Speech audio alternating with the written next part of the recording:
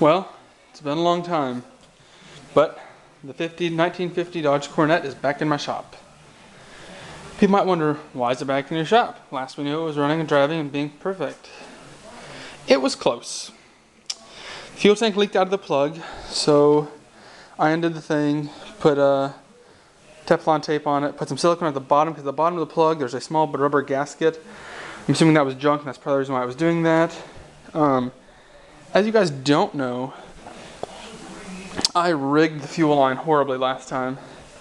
I had this long line connected to both of the old ends. The actual line itself should be half of this length, so like that long. And I had all of that and more. So I got one of those done correctly, and now it is on the car. I got a new battery for the car. It's got to go in the car still. I replaced brake lines on the front, both of the rubber ones, because it needed it terribly. I think that's where my problems were, why they're leaking out. That's been redone. The fuel tank. And I'm pretty sure everything should be good to go on this car now.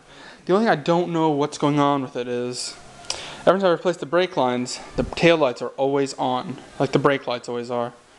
I don't know what that means.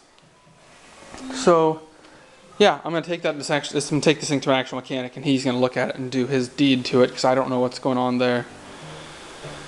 So, yeah, I was actually gonna make a video about this thing tomorrow. I was gonna finish it tonight and have a video tomorrow for it, for Mr. Blue Roads. If you've never heard of his channel, look it up. He's got a pretty cool looking 1951, actually, that exact same year. 1951 Dodge Coronet. It's the exact same as that car, except I actually think his looks cooler. He still has that old school, kind of like how this one was before it got painted. That old school look on it, except less surface rust. So, yeah, go check him out. I've been trying to help him with his shifting stuff. Also, if you watch this, I'm pretty sure it's your shifting solenoids that are messed up.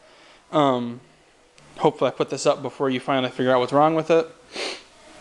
But that's what I'm assuming your problem is, because I heard some guy say something about the carburetor does something that literally makes zero sense to me at all.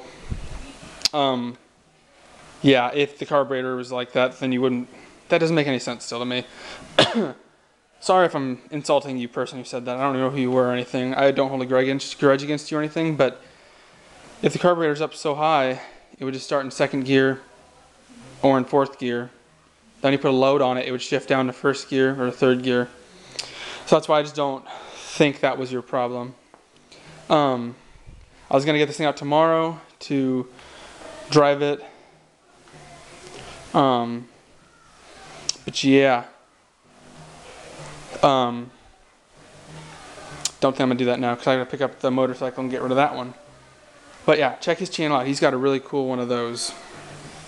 And I've got one of these, which I kind of honestly miss the old classic paint job. Well, not the old, I guess it is actually kind of the old one. When she was all dusty and dirty, it's that color, I guess. If some professional dumbass might say, oh, that car was painted wrong. This car's worth $2 grand as it sits. Maybe 3 if I'm lucky.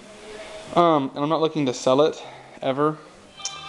But I'm not going to put a $5 grand paint job into a car that's not worth it.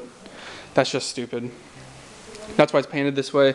The guy who got painted, he asked me, he's like, do you want a professional paint job or do you want a look good paint job? I'm like, it's going to go to 1 or 2 car shows a year. I'm not planning on winning. I want it to look good. That's what he did for me. This car looks beautiful to me.